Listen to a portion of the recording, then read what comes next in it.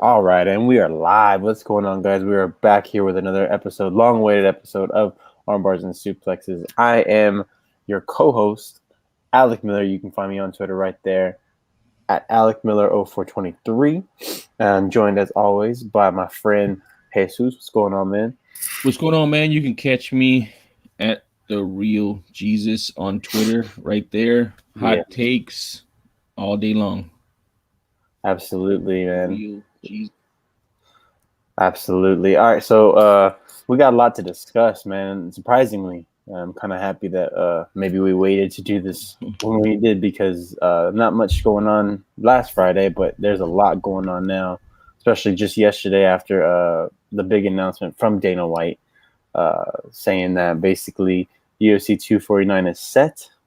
However, it is not going to be the long-awaited main event like we thought it was going to be. It was almost there, and then God said no.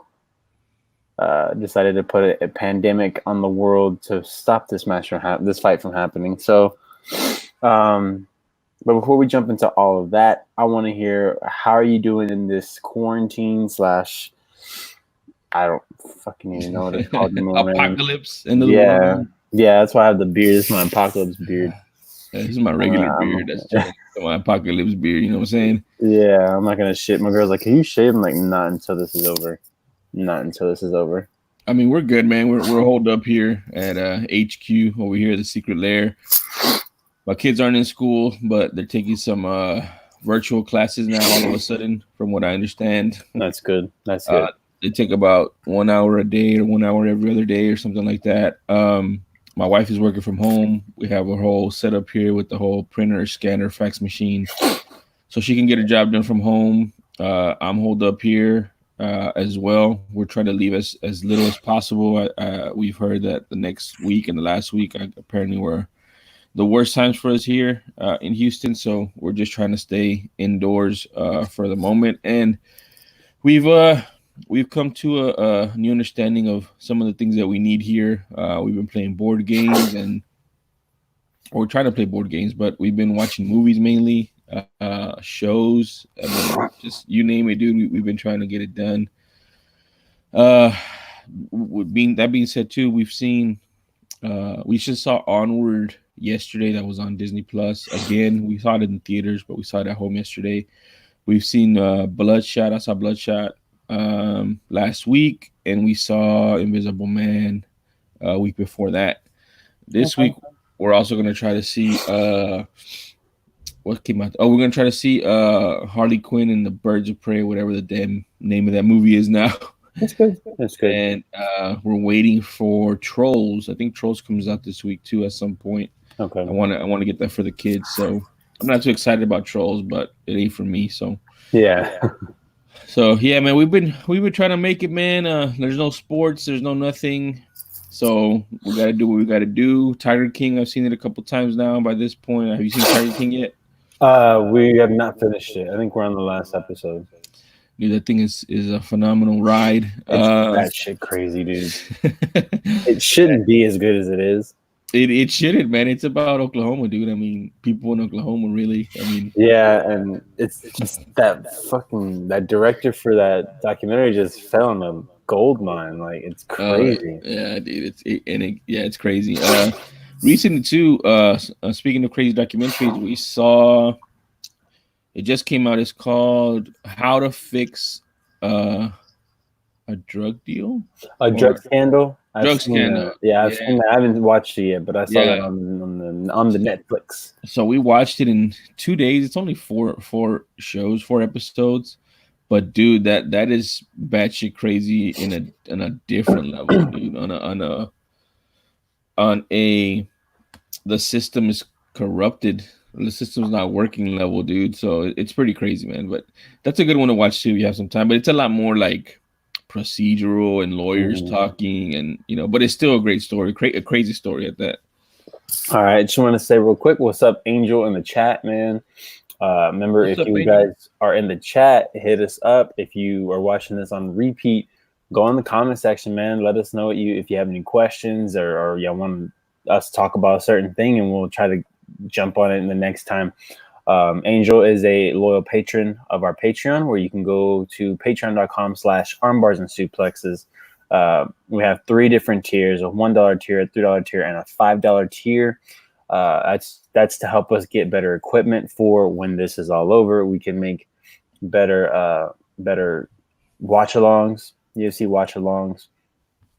Maybe we can do something on here where we can watch along to some old wrestling or some old Oh man, that'd be dope. like that'd be cool if we can get more people around to do this, because especially now, like, things are rough. There's not really much to do, so why not go back and watch some old shit? Yeah, like for example, for a prime example right now, Alec was today years old when he found out that today was the day that Matt Serra beat GSP for the welterweight championship here in Houston. He beat the shit out of him.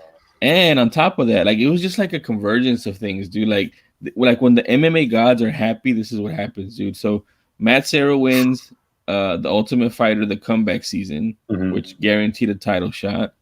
And he got his title shot here in Houston, which was one of the first. I think it was was it the first? I think it was the first UFC fight here in Houston. Damn, it's a big one. And then you get GSP, who at the time was, I think he had 1 loss, but he was the undefeated champion here in the UFC, and he looked like just a steamroller, dude. Like nobody was gonna beat him.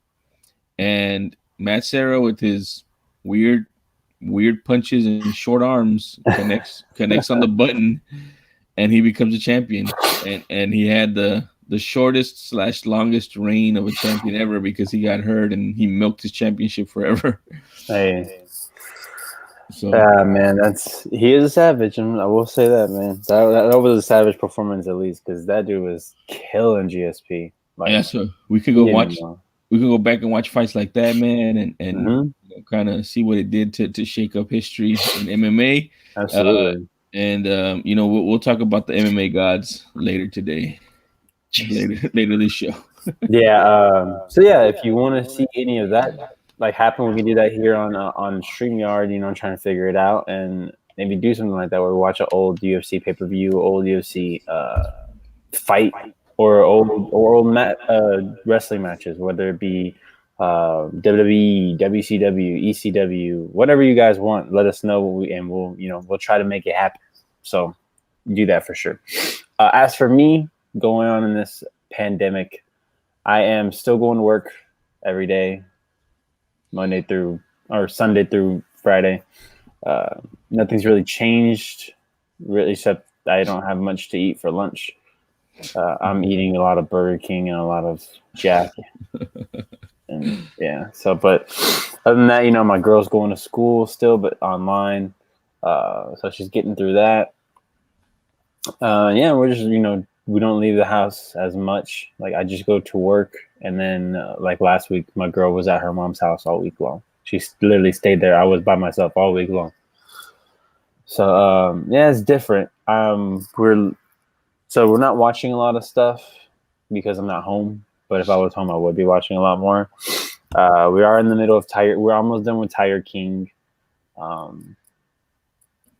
I just finished All American, or me and my girl finished All American. We watched it separate, but I don't know if you've heard of it. It's a CW show, but it's about football.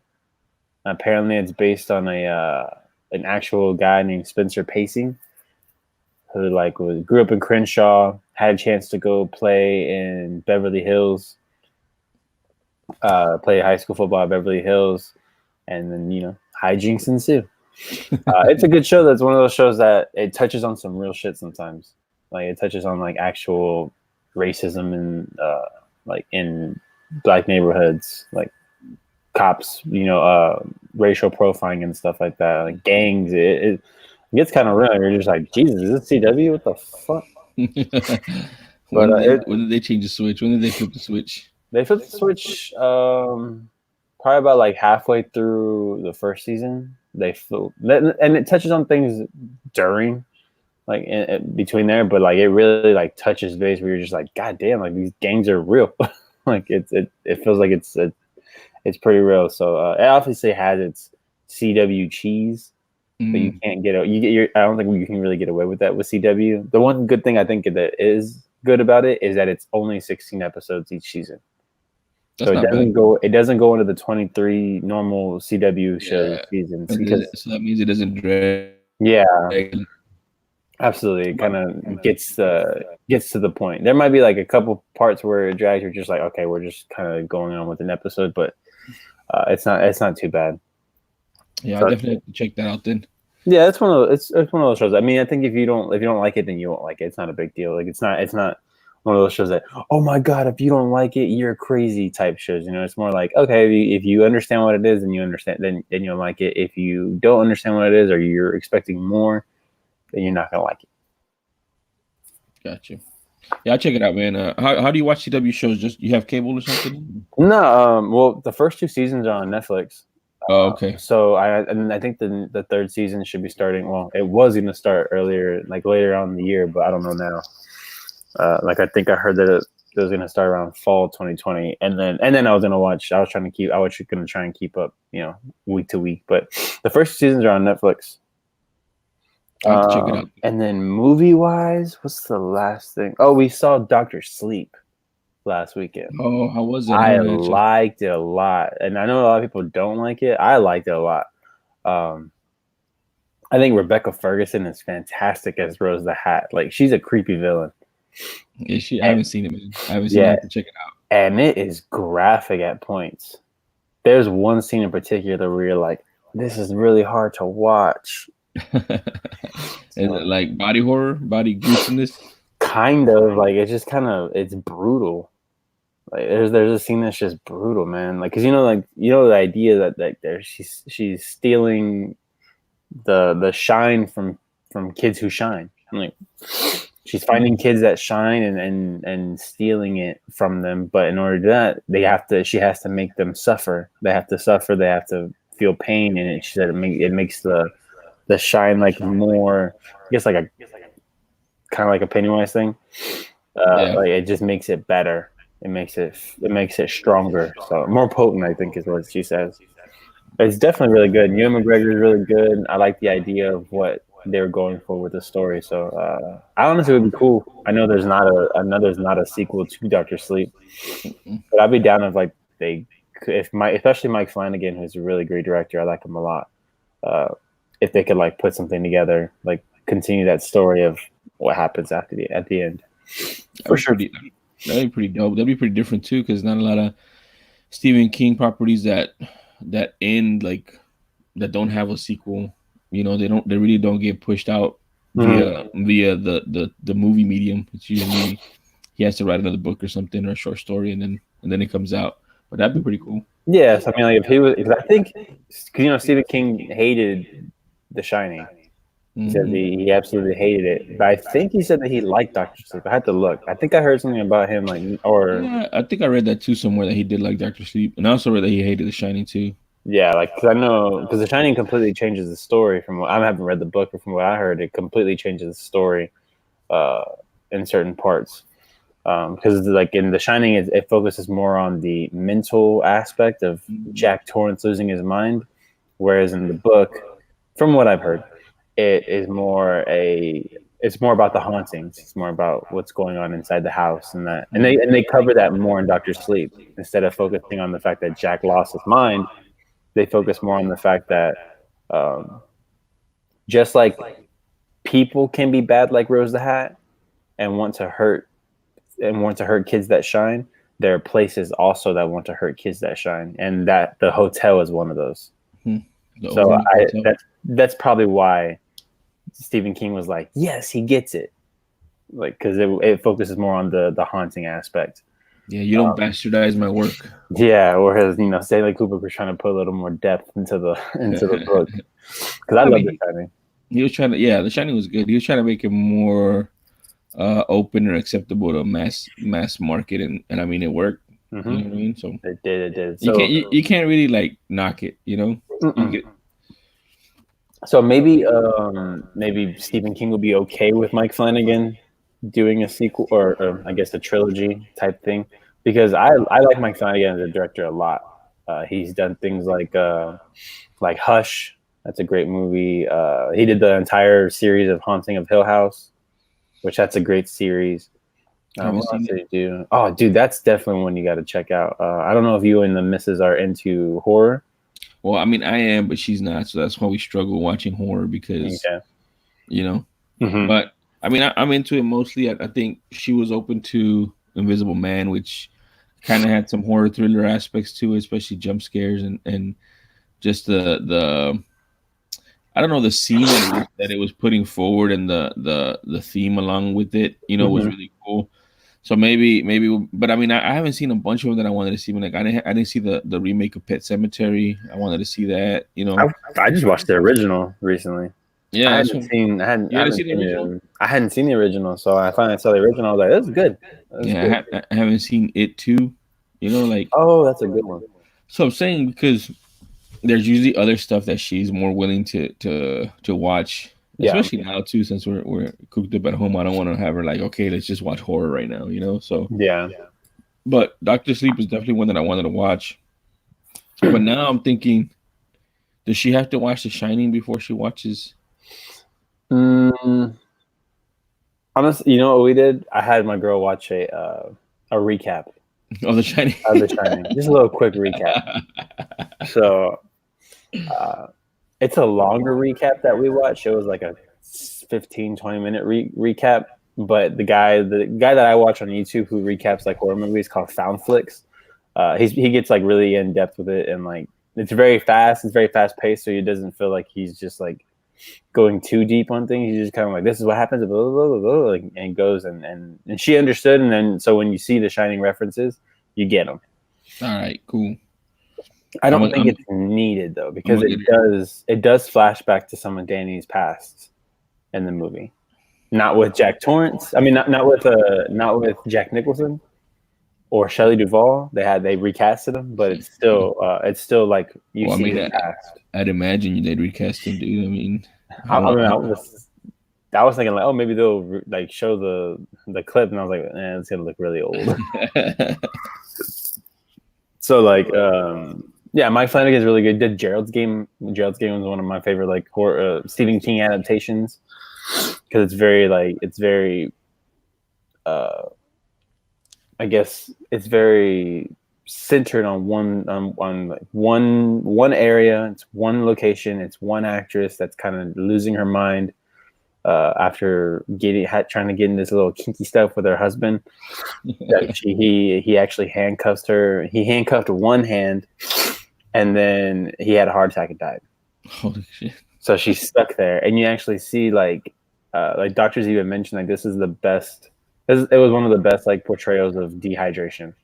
Oh, really? That I could do to a person, because she's there for 2 days with no water, and it's really good, man. Like she starts losing her mind. It's really good. It's one of those really good movies that it's just very. I'm trying to think of the word. There's like it's very isolated. Mm. So like that. What was that movie with James Franco where he gets stuck on a rock? 147 hours, something like that. 147 hours. Yeah, where he has to cut his arm off. Oh my god, that scene, man. Was it his arm? It was his arm. It was his arm, yes. And that scene, man. Oh, because he has to cut it with a dull knife. And like, there's when he's cutting through it, the sound design. Oh my god, the sound design. And then whenever he cuts through a nerve, the music like there's like a nice little shriek. Mm-hmm. So you know he's cutting through a nerve, and you're just like, that's got to be the worst. And then when he cuts the bone and they like crunch celery. Oh, yeah, man. The sound design is perfect in that movie. It's actually a really good movie. Yeah, so like that, kind of like that, the isolation of that and dehydration of that, like kind of. Like yeah, for sure. All right, so let's go ahead and jump into just real quick because I haven't finished it, but let's jump into WrestleMania. I know you wanted to mention some stuff about it. So I haven't been watching any wrestling really. Like I've kind of just been isolated. I have been cutting myself off from wrestling. I don't really care to watch it at the moment, whether it be WWE or AEW, not even NXT, just because I'm just kind of like, it doesn't feel the same. It doesn't feel like WrestleMania season to me. It doesn't feel like fun to watch, I guess, because I like the crowd aspect. and you realize you missed, like, even though sometimes I'd be like, man, this crowd sucks. Like, now I wish there was a crowd, whether they hated the product or love the product that's being put on, because it just feels different, man. And the thing is, the matches are actually really good. Like, I was very surprised with how good the matches were. Like, I saw the women's tag team championship match. That's a really good match. Happy with the result there. Nikki Cross and Alexa Bliss getting the win. I think Alexa Bliss has really helped Nikki Cross come out of her shell. Or at least be like, I guess, be more marketable for the widespread audience. I think she's really helped that, and so they defeated Kairi Sane and Asuka. Actually, a really good match, and I actually like that. Even though I was thrown off by the no crowd thing, the fact that they were like, you could hear them talking, and they're actually like, they sound like they're having a little bit more fun, because like you hear Kairi Sane and Asuka doing their crazy Japanese stuff, like, yelling in Japanese, yelling at the ref. It's fun. Nikki Cross and Alexa Bliss were doing good. So that was actually a really good match. And then what was the match that I watched after that? Damn, I can't remember now. Oh, Baron Corbin and Elias was okay. Not much from that. And then it was Becky Lynch and Shayna. This is the one that I didn't like. I did not like this match. Mostly because I was upset with the result. I kind of wanted Shayna to get the win. But someone pointed out that if they go on this, because there's supposedly a report that the WWE might be going on a hiatus. Oh, wow. I just kind of, realizing, okay, this is taking longer than we expected. Maybe we need to go ahead and put an end to it. So I get the idea that, okay, the WWE didn't want to put the title on Shayna, and then they have to take a break, and there's no time to build her character. Yeah, but it's a hard reset, man. If they're gonna have a hiatus, you know what I mean? I mean, they can do whatever they want if they really wanted to. You know what I mean? Yeah, I think it could be a clean slate, but I'd be okay with, like, what if, like, the first Raw back crowd, huge crowd in the arena, and Shayna defeats Becky, because the thing is, she didn't make Shayna tap out. That was the only good thing about it, is that she didn't make Shayna tap out. She didn't pin Shayna.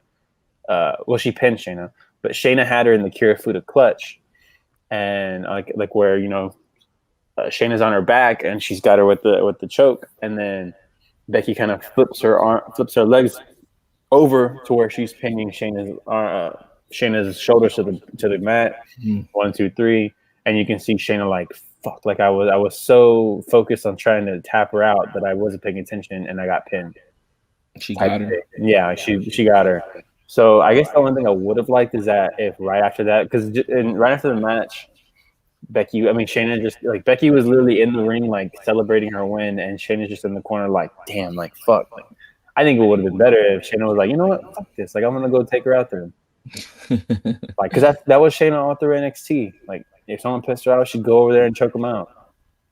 So I don't know. That was one thing. That would have been pretty cool. And that's another thing, I guess, to discuss too, that I wanted to discuss was, man, I have never seen my Twitter blow up as much these past, I think it's been 2 days, right? Because they separated into 2 days with wrestling and talking about it, and people that used to watch it getting back into it and asking questions of the fans, and fans responding in kind. And I guess a couple of things too, because the overall response from those people that have come into it has been positive. Yeah, it doesn't necessarily mean that they're gonna become wrestling fans again, but I know one for a fact that's a big sports personality here in Houston. He would just down talk wrestling, and if you were a wrestling fan, this, and then his kids said they wanted to watch it on Saturday. I think it was Saturday. Yeah, Saturday and Sunday. And he on Saturday, but Saturday was the first one. So he did like a play-by-play on it and was asking questions, and he was getting conversations going with fans and stuff like that. And yeah, there were some haters saying, "Why are you watching wrestling?" and this and that, but there was mostly people welcoming back and all this stuff. And at the end, he goes, "Don't worry, guys. I'm not gonna watch tomorrow's. We're not gonna watch tomorrow's. It's not a big deal. Whatever. I just wanted to show him this one."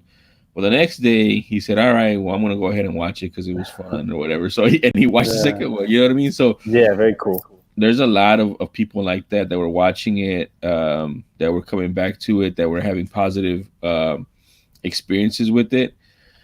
So my thought process is a couple things. One, how many of those people are going to stay? When sports does come back, there's a lot of stuff going on with sports.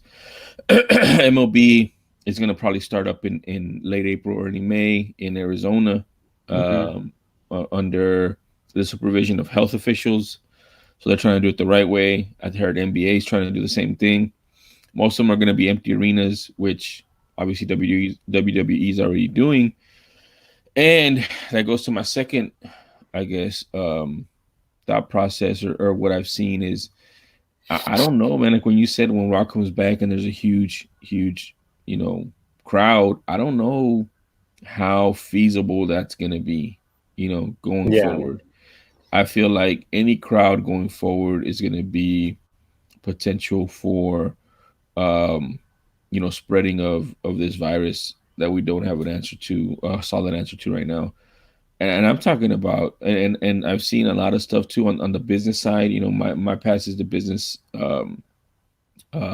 side, which is the banking, Hmm. and in the people that I know and the people that I know, higher up in certain organizations, they're saying June, July, is kind of when we get back to somewhat normalcy, and it's not even going to be what we're used to.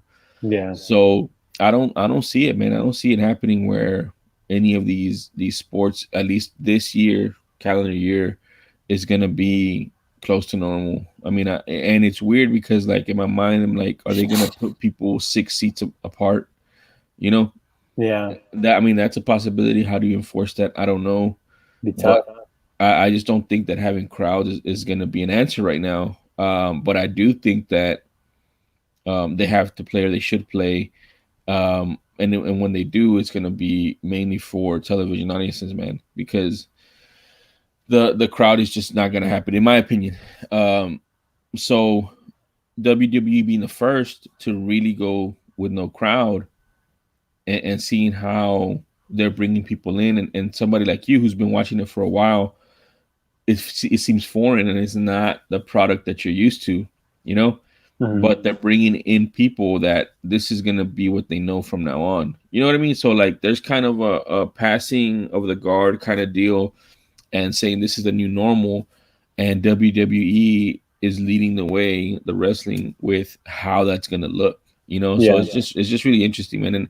And for them to say they're going on hiatus, I think it's a bad move. I mean, they're the only entertainment right now, and I'm telling you, these people that don't normally watch it, that watched it in the past, we're giving it a try, and there's going to be some stickiness to that. Some people are going to stay and watch the next big event, and then they're going to go, okay, well, let me see in the between events, what can I watch in between wrestling? You know what I mean? So Hmm. I would think it's a mistake for them to go on a hiatus right now. I would think that they should continue somehow. I mean, and I know, I think, what was it, Roman Reigns is not doing it because of his compromised, Yeah. He didn't do it. and They that's actually. fine. That's perfectly fine and understandable, and nobody's gonna fault him for it at all by any stretch or any means.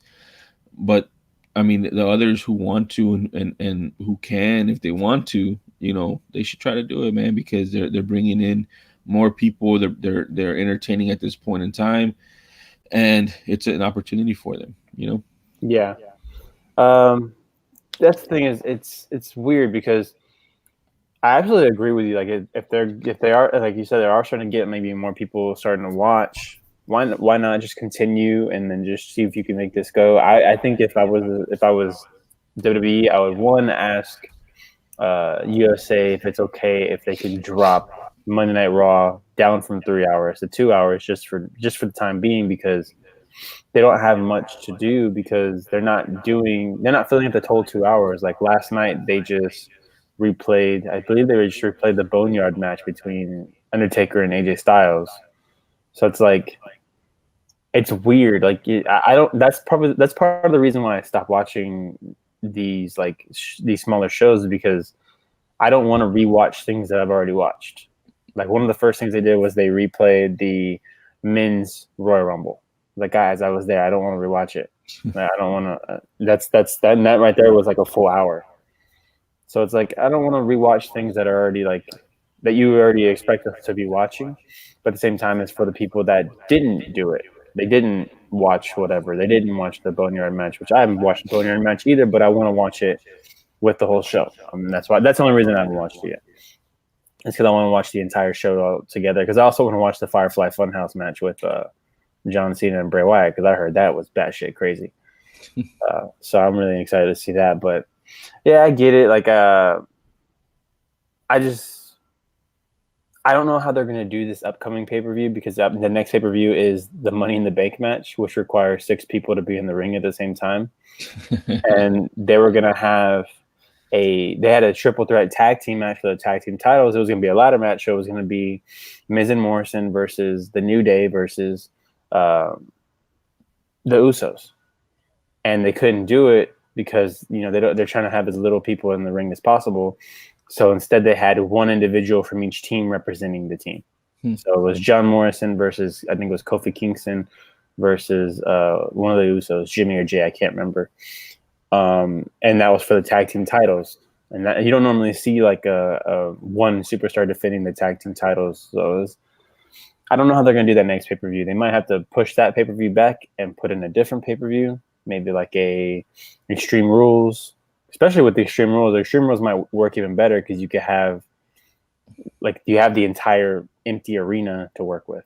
Oh, they could go everywhere, man. They can go back in the concession stands. They could do all kinds of stuff, Yeah, like the Edge and Randy Orton Last Man Standing match. They went all over the place. So I think that could work. Maybe do an Extreme Rules pay-per-view and just move back Money in the Bank maybe a few months until this all kind of shapes itself out, and keep moving it back. If it doesn't look to get better, then keep moving it back. Well, I think that's the thing though, dude. Like you want to keep moving it back because that's what we know, but maybe, I mean, in these new times, it just doesn't fly. So now is a time that you got to be creative and come up with something different that's better for what the reality we have now. You know what I'm saying? Prime example, MLB. From what I hear of what I read right now on ESPN, their whole league is gonna have spring training in Arizona. Is that normal? Nope. Is that ideal? No, they like to have it in different parts of the country that don't normally have a baseball team, so they can create fans there, so they can follow them through the season. But they can't do that right now. So what they can do is, they said Arizona, not as many people, and they have enough baseball parks that can do it. With either way, like, we're not going to have people in the stands. Yeah, and they have enough hotels where we can put these guys up, and we'll have a shortened spring training, and we can start our season there. That's not normal. Obviously, it's not normal. So they're adapting, and so maybe Money in the Bank is not, a good one, a good show to put on at this time, and you just suspend it indefinitely, and you come up with a new one in lieu of Money in the Bank, because of what we have. This is what we're gonna do. We're gonna have I mean, they don't want to have more than 6 people in the ring, so they'll have, a fatal 4-way. That's 5, whatever. I don't know. And they'll make it for more stakes. Whoever wins that, gets a challenge whenever they want, or gets an immediate challenge tomorrow, or whatever. I don't know. Yeah. But it's a time to do something different, because this is a hard reset for everything, man. Like, this has never been seen. Hopefully, God willing, it's never going to be seen again. But it's an opportunity for them to try new things, and especially if you can't do an old thing, then hey, it's time to like, I hate to say, like, it's time to scrap it, because it has a bunch of history with it. But right now, and I'm telling you, like, in June, it's going to be the same thing in June, man. There's going to be people that don't want to go and don't want to see or be close to a lot of people at this time. So yeah. And there's still going to be rules in place. I mean, we thought this was going to be done by the middle of April, and now everything's been extended till May. And then when May comes, who knows? They're going to extend it again, and we're into June. So yeah, why plan on something in June or July? There's a high possibility that they can ask you to change it. Just change it where it follows the rules now, and they can't, make you cancel it or change it, and go from there, man. Yeah, you're not wrong. You're not wrong, man. But I don't know. We'll see how everything goes. This is a crazy time we're living in right now. I feel like everyone keeps saying that over and over again, but it really is. It's different. It's very different, especially when you have people like me about to watch fucking marble racing. And I don't have a problem with marble racing. Marble racing's cool. I've seen it. It does get exciting, but I don't want to just cheer for marble racing. I want to cheer for other stuff. You want to know the stories behind each marble? Yeah, hell yeah, dude. Bring it up. Let's see. Tell me about this marble. What has this marble been through? What's this marble's record? That's the thing. Where's the records on these? Start keeping track. Were they part of the marble era? Yeah, were they? Hold on. ESPN just sent something. Oh, it doesn't matter. I don't think. Sparring dogs, squatting kids, Bellator fighters share their sometimes unique lockdown workouts with the hashtag alone together to promote staying safe. So speaking of, I guess, MMA, let's jump into this UFC 249 thing. But before, I don't want to jump into the fights yet. I want to talk about Khabib and Ferguson. Because we're going to jump into the card later. I don't want to jump into the card later by burying the lead of why this is happening right now. So, okay. So what did you want to get into? First of all, the MMA gods were upset. Or, I like to think that the MMA gods think that the fight and clash between Khabib and Ferguson is so awesome. And it's just, if you look directly at it, your head will either explode or you'll go blind. And so they're doing us a favor, and they're saying, look, guys, you guys are not ready for this. You guys haven't been ready for this for the 5 times that it's been booked. And you obviously don't understand how not ready you are for this. So let me go ahead and cancel it one more time just so you guys get the point. Or the guys thought that if Khabib loses, the earth will implode on itself. Because apparently Khabib can't lose. Because that's what I thought was going to happen. I don't know, man. I mean, this whole it's been a roller coaster, man. Like, Khabib pulled out first. He was the first one to pull out, I think. Yep, because he got trapped in Russia. You're talking about this one? This one? Oh yeah. Well, I mean, the way Dana explained it, he had mentioned that it was probably going to be in Abu Dhabi. So Khabib went to Russia, hoping to catch a flight from Russia to Abu Dhabi, and then while he was there, Russia shut it down. Yeah. I mean, I don't like it, but I mean, I'm not gonna fault the guy either, man. Like, it is a crazy time. It's a pandemic. I like to think. I mean, I want to, like, what I want to say is, he should have been aware. He should have been ready to go. This is his legacy. He knows how important the Ferguson fight is. If Ferguson's gonna fight, it should be against Khabib. And Khabib has shown in the past some questionable decision making, man. Especially when there was one time when he was in a fight and the UFC wanted to get their doctors to kind of do a once over with him, like a physical or something, and he booked it straight to the emergency room or something, and they said he couldn't fight or something like that. So he has made some questionable decisions. I mean, he has nothing to prove to anybody. I mess around with my buddies and I tell them that he's scared. He doesn't want to fight. So he's not scared. I just don't think that everything was lined up the way he likes to line it up for a fight. And he was just, I don't think he was looking for a way out. I just think he wasn't comfortable. And he probably also thought that there was a slim possibility that it was going to happen. And so he was like, I'm just going to be with my family and we'll figure this out if we can. If we can't, I'll just be with my family anyways. Yeah. So that's what I think happened. Ferguson's a madman. If I'm Ferguson, dude, I wouldn't take this fight. I'm just being honest with you. Yeah, and we talked about that. So I'm going to go ahead and give my thoughts first. A part of me is like, come on, man. Like, you knew what was going on. You knew that Dana was trying to get this card off the ground and probably make this one of the as we'll see later, one of the biggest cards that we've seen. There's a lot of big fights on this card. And now I'm hearing, is it true that it's going to be on ESPN? I haven't got confirmation on that. I've heard rumblings about it but they've already started sending emails about $64.99 on pay per view. Okay. So I don't know. It's still a possibility. We're still far enough out, and if there's enough outcry, there's a possibility. But as of right now, it's on pay per view. Yeah, I feel like you could do this one for free because it's not Khabib and Ferguson. If it was Khabib and Ferguson, I wouldn't. I don't know if I wouldn't, just because Khabib sells right now.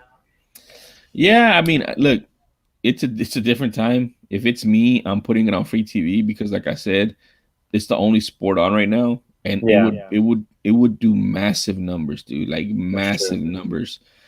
But they're also a business, and I mean, you have to think about the resources they're expending to make this happen. I mean, they're talking about securing an island, and from what I hear, they're not talking about renting it; they're talking about buying a freaking island. So, that's a lot of money, and they got to make that money back too. So, I don't. That's the other thing too. Like, there's gonna be people that try to profit off of this stuff, man, and to an extent, that's what they're trying to do.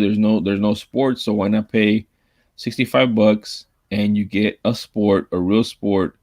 And I mean, this is we'll talk about later, but this is a stacked card, dude. Like, out of any regular UFC card this year, I mean, this is one to pay for. You know what I mean? Yeah, absolutely. I think you're right.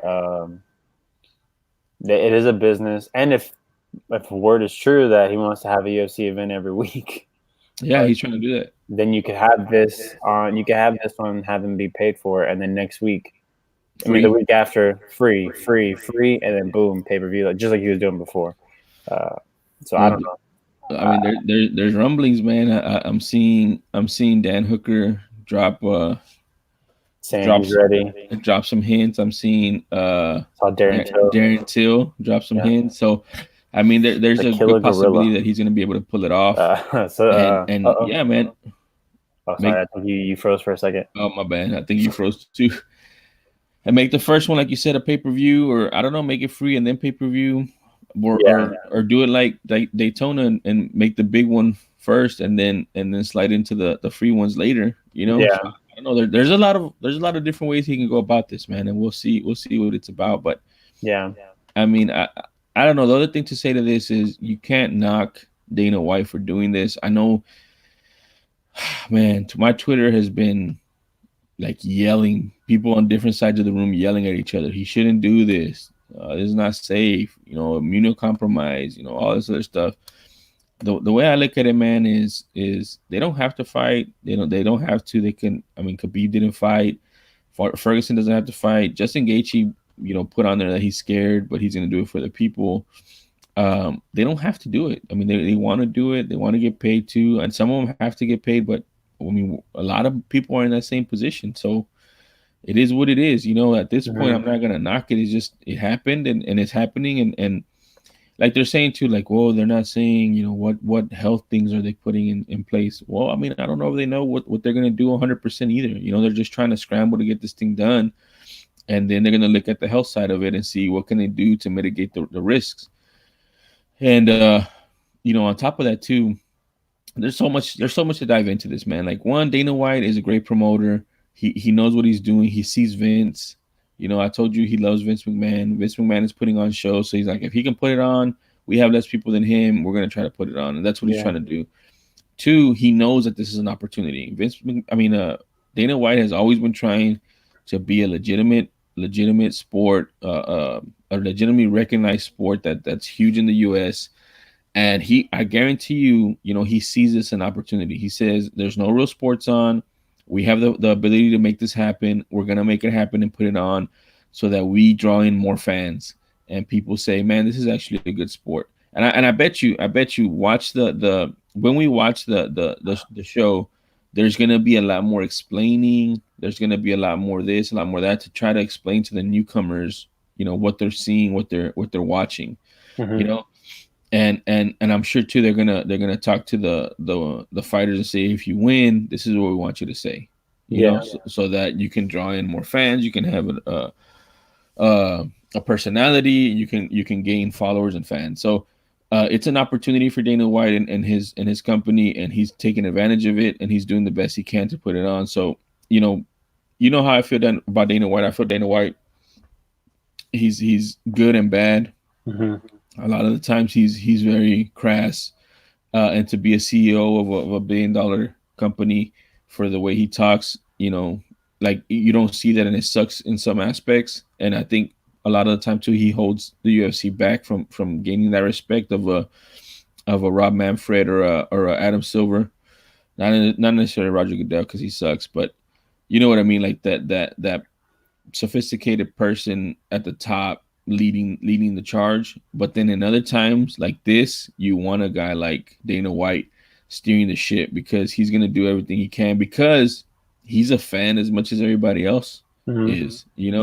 And so when you have somebody at the top like that, and that reminds me, he's like a lot like Mark Cuban in a sense, where Mark Cuban is a huge fan of basketball, and he wants to win. He wants to win a championship. So Dana White wants to win. Dana White wants to have more fans, and he wants to be legitimized as a real sport in the households of America. And what better way to do it than giving them live sport when there's nothing on? Yep. So I'll put out to the people that are watching. Please put down your thoughts, what you think of the Khabib Ferguson situation. I'd like to hear your thoughts, and we'll read them out on right here on the air. But yeah, so going back to what I was saying about Khabib, I get it. Things are changing. The world is changing right now. Going back to Russia, I don't blame him, and I don't even want to say anything bad about him, because Khabib's, like you said, he's always been he's usually ready to fight. He's never really backed down from anybody. I don't think he's backing down from Ferguson. I think that he went to Russia. He thought that maybe he could go, get stuff in order and get to where he needed to be in time, and it just didn't work out that way. But a part of me feels like I don't want this to be an interim title shot, mostly because of his religion. This is no fault on him, but he's not going to be able to fight again till I think Dana said September or October. It's October because Ramadan goes to September. Yeah, so because of Ramadan, he's not going to be able to fight, and even then, like he has to take time to recover from Ramadan and get into fighting shape. So he won't even necessarily be ready to go in October. It's more like he'll have to take maybe a month or two to get into fighting shape. So that's a very long time to not be able to fight, and it's becoming a point. It's coming to a point where every time, like, you got to get like maybe one fight out of Khabib a year, and that's it. And we're kind of missing our window now. It sucks. It really does, because like imagine it's like, okay, maybe we can just push this back, but he can't push it back because what if he's not ready? Like what if Khabib's not ready? What if he gets hurt during training when he's coming back? Like there's all these what ifs, and I think that's the reason why you do an interim title, so that if that happens, then you strip Khabib, and then the interim guy becomes a full blown champ, and then Khabib has to have one fight, a contenders match, to get back to the title. I mean, that's one of the reasons why you do an interim title. Another reason why you do an interim title too is because you want to put some weight on this fight. Especially for Ferguson, you want to give him some juice. You want to give him some money. You want to give him something to say that he's fighting for, because he's been wanting Khabib all this time. He's signed on the dotted line at least 5 times to fight this guy, and he can't fight him. So you got to give him. And again, man, like I'm telling you, if it's me, if I'm Ferguson, I don't take this fight, dude. I just don't take this fight. I don't take this fight because it's very dangerous. I mean, Justin Gaethje is known for having a freaking cinder block of a head, and bricks in his hands. Bricks in his hands and his legs, man. He has some crazy leg kicks. I mean, he said it in his little interview with Brendan Schaub on that taco truck show that they have on YouTube, that he doesn't think anybody can check his kicks. I don't know if that's true or not, but I mean, he said Edson Barboza couldn't check his kicks, and Edson Barboza is one of the better kickboxers in the UFC, better overall strikers in the UFC. So I don't know, man. This is a really bad matchup for Tony Ferguson, in my opinion. And I think it was a mistake for Ferguson to take this fight, man. And it's gonna suck if he loses because we're probably never gonna see Ferguson versus Khabib if he loses. Yeah, I wouldn't take this fight either. Even though we said if it was interim, fine. But yeah, like thinking about it, really thinking about what could happen with these two. This could be similar to when Ferguson fought Pettis, where one guy's gonna win one round, one guy's gonna win the other round. Will we get the third round? Who knows? But yeah, like it's just Ferguson. I mean, Gaethje's hands are just so heavy. Like the fact that he knocked out Edson Barboza when Barboza was going backwards, that's insane. It just looked like it. He looks like he just touched Barboza's chin, and that was it. He destroyed Cowboy Cerrone. Like, Yeah. The thing is though, man, is I'm telling you, this is a tough fight for me to kind of pick because the blueprint is out on how to beat Gaethje. Eddie Alvarez beat Gaethje, and Dustin Poirier beat Gaethje, and both of those guys that beat him, which is kind of weird because Poirier does have a chin. I think he has a better chin than Alvarez. Alvarez is kind of chinny on some parts, but he's known for a chin, like having a chin. Like he gets hurt, but he doesn't get knocked out and he comes back. And he was hurt a lot in that fight with Gaethje, but he outlasted him.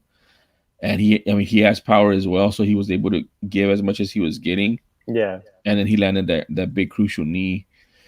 And Poirier also outlasted him, and he was just tired. I mean, they were both dog tired, and his legs were gone because Gaethje was jacking up his legs, and he just had the will to overcome. And I feel like Ferguson has that same will as both of those guys, hell yeah.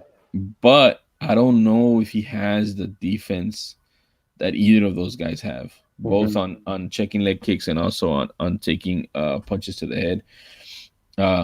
So I don't know, man. I don't know if he's gonna be able to take him. If he can take him with deep water and avoid the onslaught at the beginning, I feel Ferguson will win. But man, like you said, dude, Gaethje has dynamite in his hands, man, and every time he touches somebody, they go to sleep. So I don't know, man. It's a tough fight. That's what I'm saying. I don't think. I think Khabib. This is weird saying it, man, but I think Khabib was an easier fight for Ferguson than Gaethje. Well, because I think at least with Khabib, Ferguson knew like I have the advantage standing at least. Like I know I have the advantage standing up, and if I'm comfortable and know that if he gets me down, I can get back up, or I can keep him from taking me down. I could beat this guy, especially because Khabib likes to box for the first couple rounds, and to see if he could hurt you. And Ferguson is one of those guys that he makes the guys he fights with look like the guy got hit by a fucking train. Every time he fights them, like every time he fights somebody, he looks like he hasn't been touched at all, and they look like they went through a meat grinder with their face, man. So like, I think he was so much more comfortable fighting Khabib because he knew like I got the advantage standing up for sure. Like with Pettis, Pettis was willing to bang with him, and Pettis won. I think Pettis won round one. Pettis won round one. Ferguson wins round two, and then Pettis has to give up because he broke his hand. So I don't think that if it was going to be standing for 2 rounds, broke his hand. I don't think if he was going to be standing for 2 rounds, that Khabib would even win 1 round. It'd probably be 2 rounds. If Khabib tries to stand the entire time, the first 2 rounds, it's gonna go to Ferguson, I think. Well, the thing is, Ferguson's a better striker. Obviously, we talked about that. He also has a better gas tank. Khabib is known to kind of gas out towards the end of fights. But then the equalizer obviously is the wrestling. Khabib wrestling is better than Ferguson's and better than probably anybody at 155. But the thing about that is that Ferguson has a neutralizer for that, which is his jiu-jitsu, his crazy jiu-jitsu, his long limbs, his ability to attack. And so that's why I think that it was a better fight for Ferguson because Khabib's way to winning is grinding him out and being on his back and putting Ferguson on his back. But Ferguson, like, that's not a place where he's like scared of or worried about. Like he'll try to finish. Yeah, he'll try to finish him off his back just as well as he try to finish him kickboxing or striking. Yeah. And so that's why I thought it was a difficult fight for Khabib because the thing that he does great is wrestling and putting you on your back is something that Ferguson is not scared of at all. Like he has zero fear of that. Yeah, he would make he wouldn't let Khabib get comfortable at all. Like as soon as he got into a position, Ferguson would go for a limb. Yeah, and that's what I'm saying. That's why that fight against Khabib so one one angle focus, which is wrestling. He's great at it. Yeah, he's the greatest basically. So all you have to do is figure that out. And then what is he gonna do? Like let's say that first round ends and Khabib is like, man, I can't take this guy down because he's gonna catch me, or I took a lot of damage on the ground. So now you're gonna strike with Ferguson. I mean, you're gonna get beat up for 4 rounds, or you're gonna try your luck again, trying to take him down, and then you get caught with an elbow that slices you open, or you get caught in a guillotine or a weird ass choke because Ferguson's trying to finish you, man. Everywhere he's at, he's trying to finish you. So that's why I thought Khabib was an easier fight for him, and Gaethje is a harder fight for him. Yeah, and I'm pretty sure Ferguson's limbs are like sharpened or something because he's constantly making people bleed. Like he doesn't. There's not a punch that lands that doesn't cut or swell or anything. Like it's ridiculous. But like you said, with Gaethje, you're gonna have to worry about his kicks. You're gonna have to worry about his hands, especially his hands.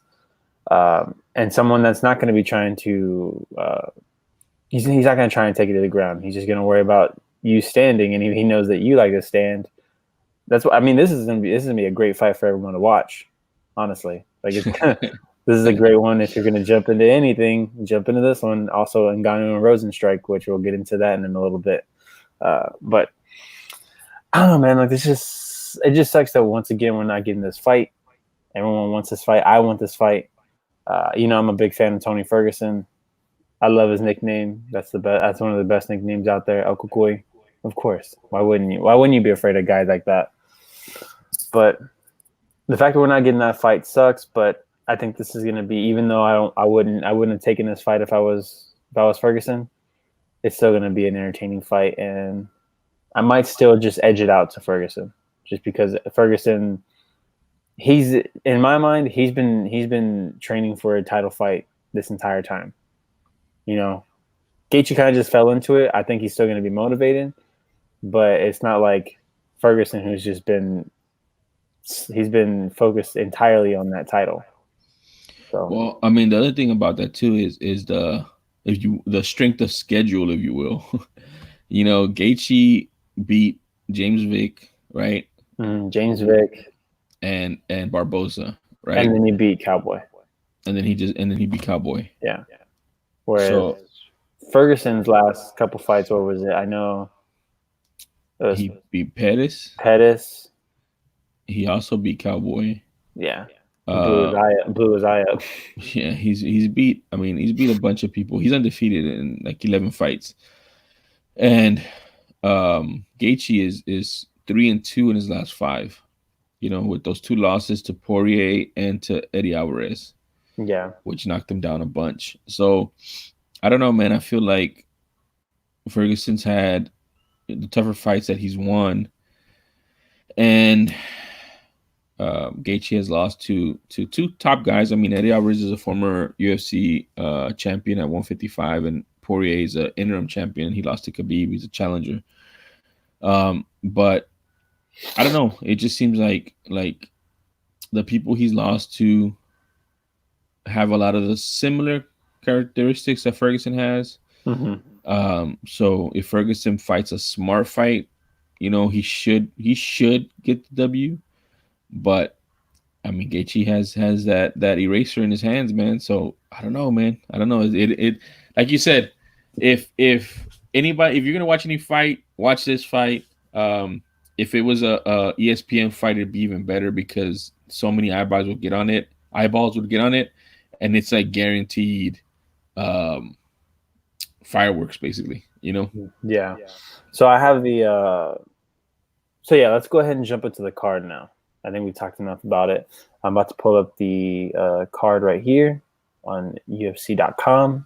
So let's go ahead and do something we've never done before. And let's share this screen real quick. Share screen. Let's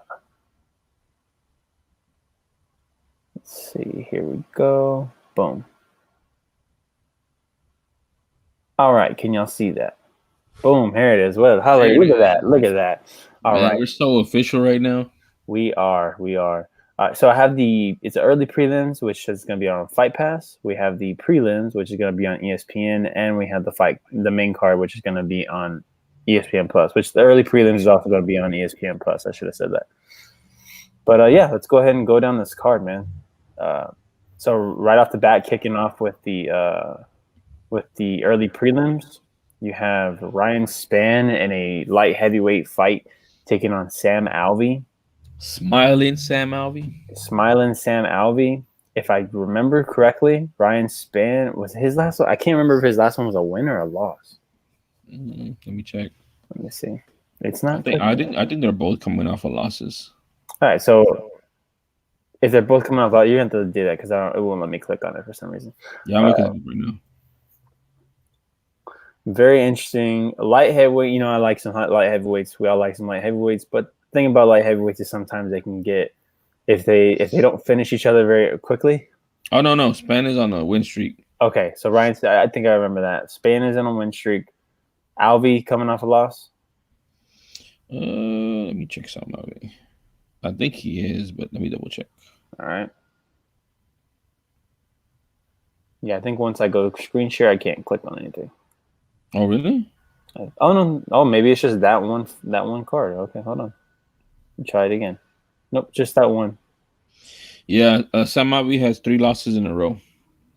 All right, so Ryan Spann, obviously, probably going to be the favorite going into this fight for sure.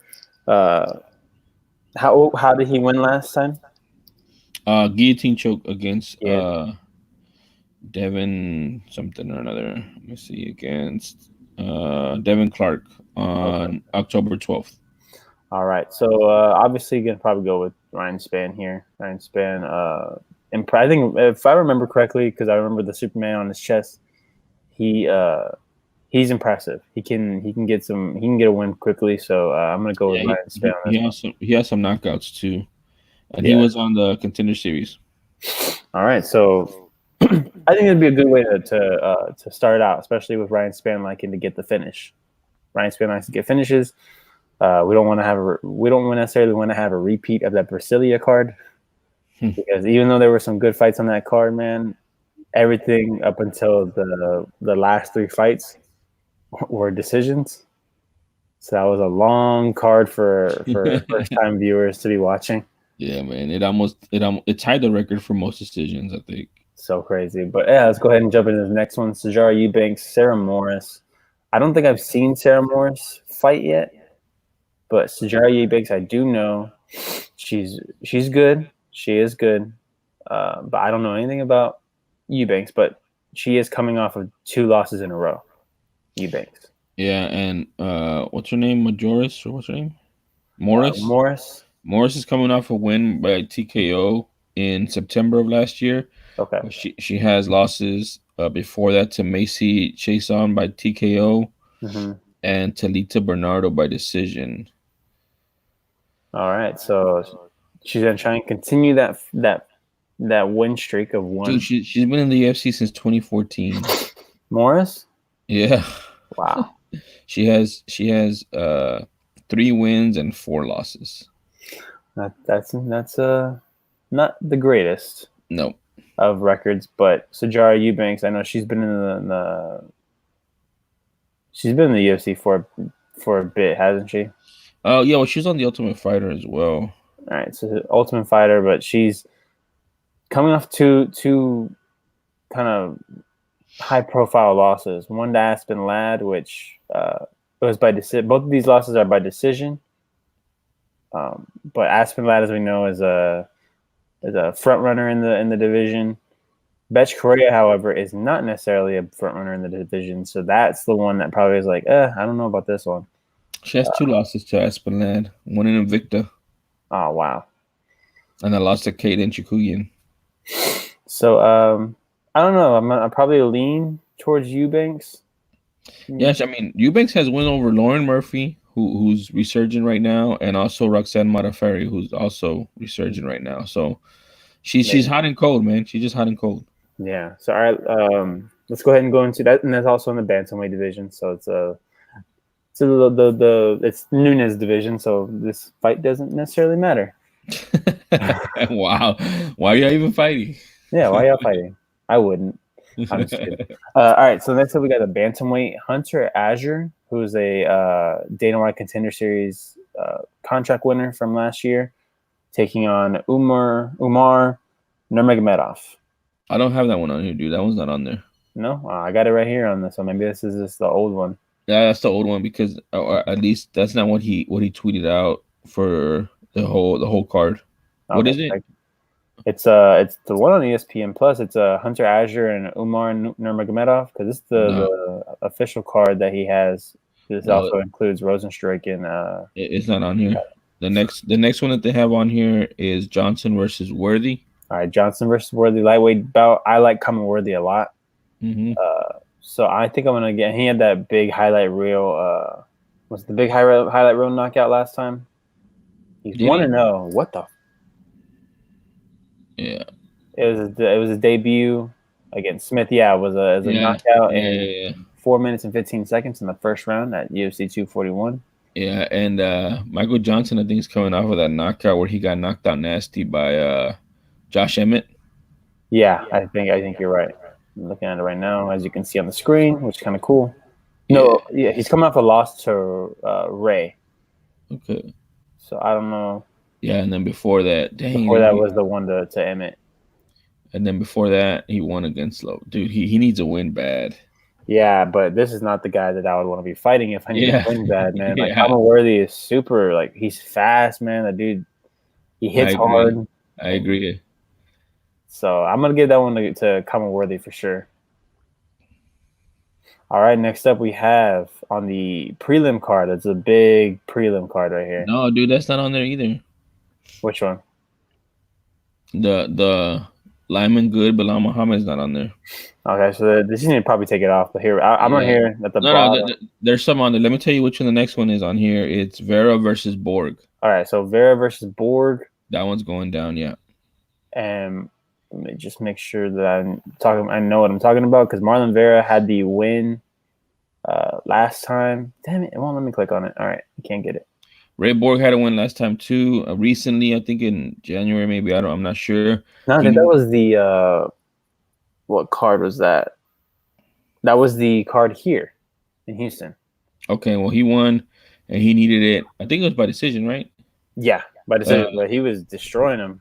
Yeah, he was outclassing him. So he has a crazy story as far as he has a child that's sick. A very, very young. I'm talking about like a 1-year-old, I think, that's had so many multiple surgeries. So, and what I'm saying is he needs it is obviously for the health care and the doctors of for his child. So that's why he needs it. But he also needs it obviously for his career. But he's a good fighter. He's challenged for the championship against Demetrius Johnson. And unfortunately, he's on a highlight reel for that crazy flying armbar that Demetrius Johnson did, and that was on Ray Borg. But he's a good fighter, man. He's a good fighter. He's growing, and I like to see him fight. Yeah, but Marlon Vera is a guy who likes to. I'm trying to remember. He had a big win a couple months ago, if I'm not mistaken. He looks familiar. I can't click on it for some reason, but that's just how it works sometimes, I guess. Yeah. That one's on. Yeah. I was just trying to see if I can click on it. But it's gonna be a good fight, I think. Marlon Vera and Ray Borg. Be interesting to see how Ray Borg does against Marlon Vera for sure. Yeah. All right. Hernandez versus Morales. All right. I like Alexander Hernandez. I don't know much about Omar for I don't like him. I don't like Hernandez. No, because he was talking mess to he talked a lot of mess to Cowboy, and then Cowboy just did that beautiful combination to end the fight. So yeah, last fight was a win against Ronaldo, but like you said, was before that lost to Cowboy Cerrone in January of last year. So maybe trying to continue those winning ways after beating Ronaldo. About that win against Ronaldo is it wasn't very impressive. No, it wasn't, and the thing is he was. I think he was undefeated when he fought Cerrone. So he learned how to lose with that fight, man, because Cerrone put it on him. Yeah. Ferrer has a win against Ma in December. Do you know much about this guy? No, Venezuela? and that was a decision too. So I don't think he impressed a lot of people. No. So we'll see how this fight goes. Alexander Hernandez trying to keep the winning ways going in the lightweight division because, like we said all the time, this is a very competitive lightweight division. If you lose, it's probably not. It just makes it even harder to get up there. So I don't know. We'll see. Next up, I know this one for sure: Hall versus Souza. Yeah, that's a weird matchup for me. I don't know how I feel about this. Yeah, I mean, Jacare's old as dirt now, man. Like boring. Last fight was boring against Jan Blachowicz. Yeah, he lost, right? Right. He lost that very boring fight. And that was at 205, so he's going back down to 185. Going back down to 185 to fight Uriah Hall. Uriah Hall's last fight was a loss, if I'm not mistaken. Decision loss, but it lost nonetheless. Right? Oh, no, sorry. It was a win against Shufe. Oh, yeah, but that was a boring fight, right? It was so boring. Yeah, and then before that, he beat Lewis. He beat Lewis, and then before that, lost to Costa. Yeah. So this is a weird one. I don't know. This one, I think Hall needs a win here if he wants to become a contender in this middleweight division. He's number 10 right now, right? Yeah, he's number 10. Souza's number 14. And Souza's been a title challenger, and he's been top of the division for a long time. So for him to be number 14, I don't know. I mean, I feel like it's based on where their careers are right now. It's a fairly even matched fight. But if Souza really wants to win, he'll just take Hall down because Hall has literally probably zero ground game, and Souza's a decorated Brazilian Jiu-Jitsu black belt. So it's we'll see if Souza has any fight IQ left. Yep. All right, and let's get to the one that I'm surprised is not the co-main event, but I guess they want something to highlight the card on ESPN. That's true. And we have Francis Ngannou taking on Jairzinho Rozenstruik, man, and it won't let me click on it, so that's great. But I think we know these guys pretty well. Yep. Jairzinho with the last-minute win over Alistair Overeem.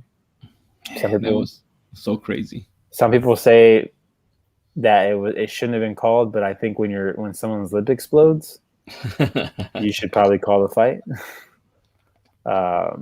Very impressive because you know what that fight, because he's been having his first two fights in the UFC were very fast knockouts that really didn't make it past a couple minutes. I think the first one was a couple seconds. Yeah, they didn't go past like the first 3 minutes of the fight. So for him to fight that long against Overeem, and Overeem is widely considered one of the best strikers in the UFC in any division. Fight too, right? I think it was, because it was a main event, I think. Yeah. So going all 5 rounds basically with Overeem, even though he was losing that fight, to dig deep and pull out that win in an impressive fashion. And to have that type of power at the end of a fight, man, as a heavyweight, that's a big deal, dude. That's a big deal. I don't know, man. I get excited about these type of fights. You know, these fights, harken back to the old days of the heavyweight division of boxing and stuff like that. There's a big but though. But whenever we've seen these type of fights where both of these guys have power and they're big guys, they can either get tired or they can get gun shy. Francis Ngannou versus Derek Lewis was one of those fights where none of them wanted to pull the trigger because they were scared to get knocked out. Yep. I'm hoping Ngannou has learned from that, and he's like, throws caution to the wind, and obviously doesn't come forward reckless, but puts pressure on to try and finish Rozenstruik. On the opposite end, Rozenstruik, I feel like he needs to beat up Ngannou's legs. Mm-hmm. Because Ngannou's so explosive, and a lot of that he gets from his hips. So if you can beat up his legs and mess up his timing and his movement, he's gonna have a better shot at winning this fight. So I'm what is it called? Like I'm low key excited for this fight. I was excited for this fight because I wanted it a couple of weeks ago. Yeah. I think that's the biggest reason why I'm really excited about this fight is because this was supposed to headline Columbus, Ohio. the card in Columbus. Mhm. This was the first. No, this is like the second one that got canceled because the first one that got canceled was London, Mhm. and then this one got canceled. Then this one got canceled. So I'm excited to see this fight for that reason.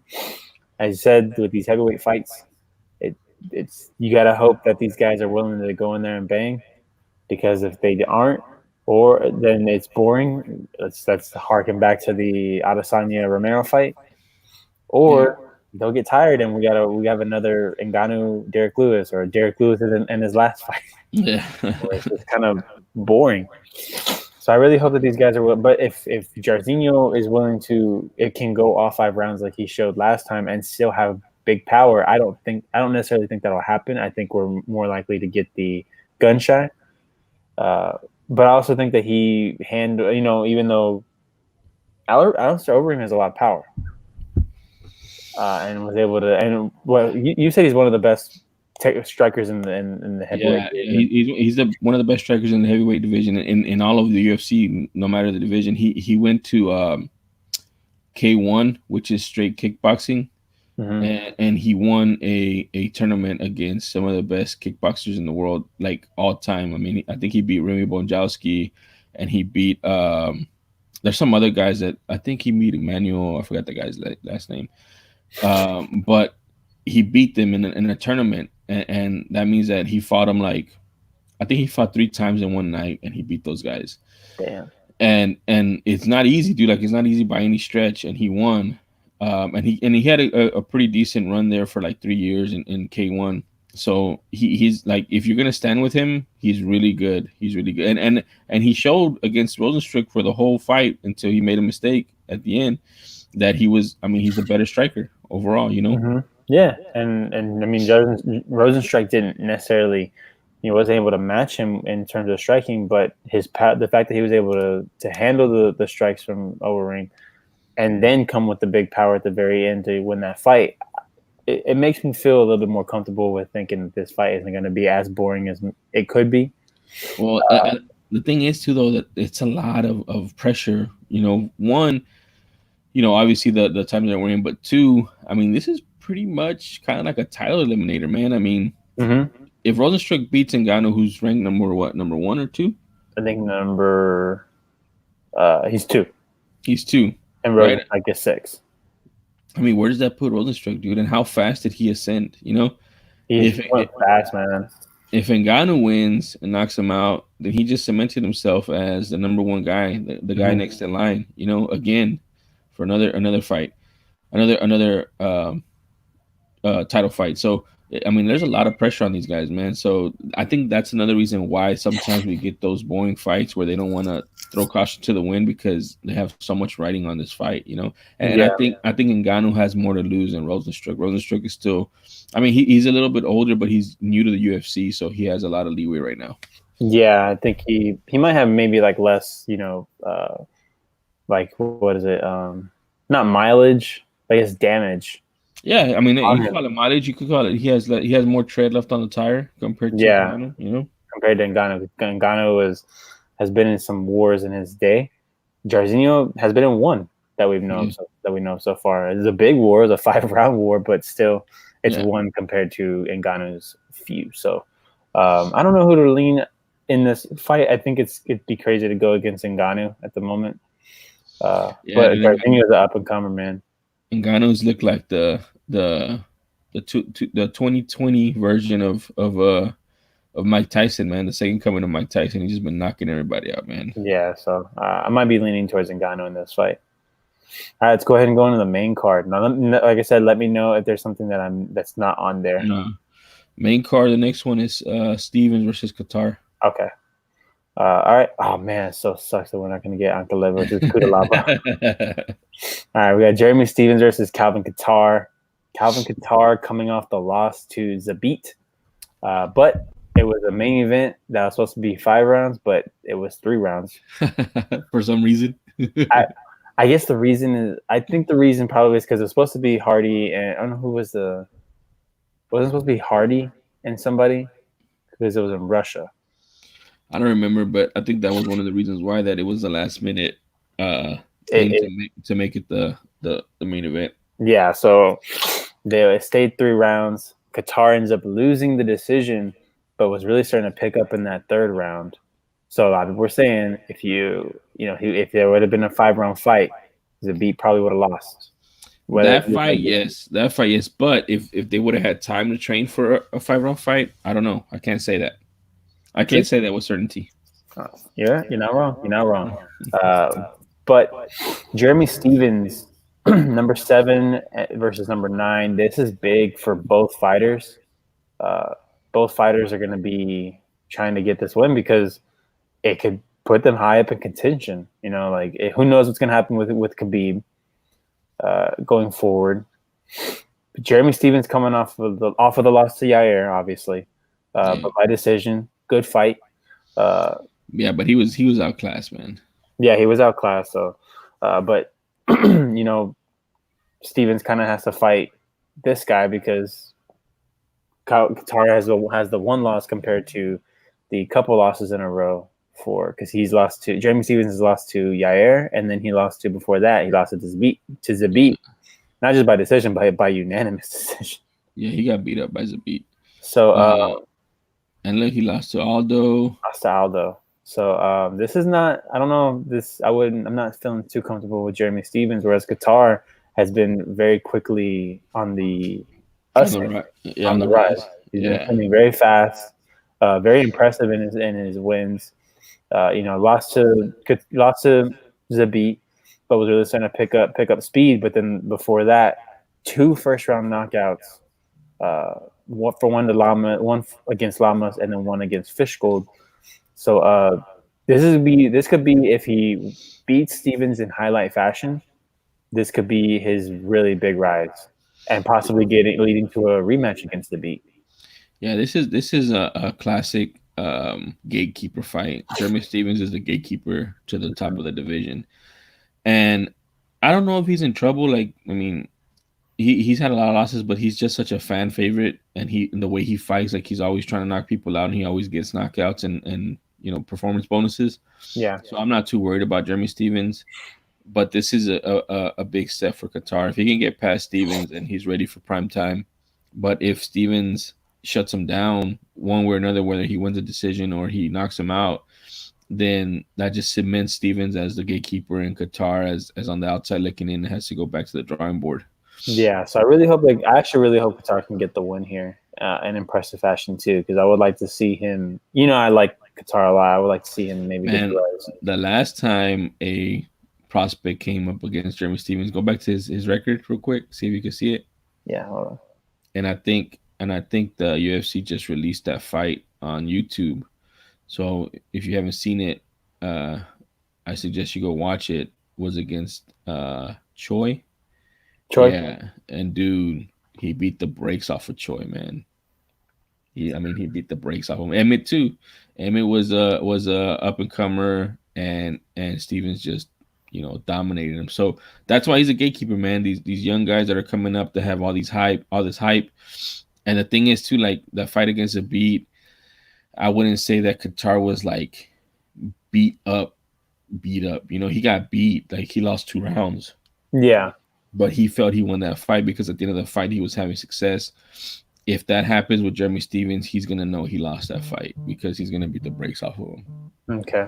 All right. Well, we'll see how everything goes after, with that fight. I think I am going to lean Qatar, though. I think Qatar, especially after getting that loss as a beat, knowing that he probably won that fight, he probably would have won that fight if it was a fight, if it would have kept going, and knowing that, hey, I can't start slow again like that. If I start slow like that, it's going to be a problem.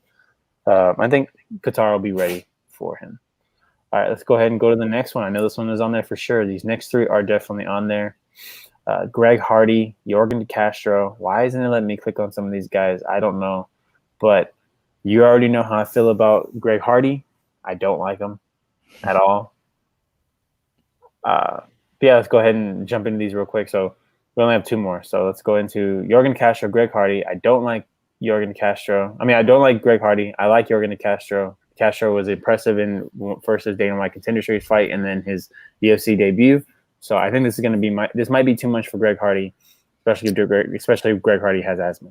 I mean, I don't know why he's on there. First of all, I don't know why he's on there. We both don't like Greg Hardy. A lot of people don't like Greg Hardy.